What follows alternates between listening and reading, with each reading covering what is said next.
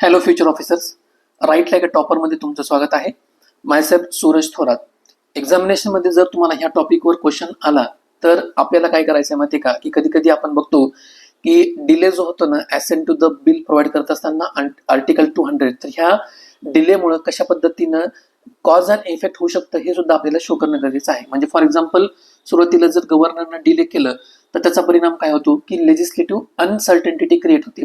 ही legislative uncertainty create झाल्यामुळं democratic mandate जो आहे स्टेट गव्हर्नमेंटचा तो इम्पॅक्ट होतो.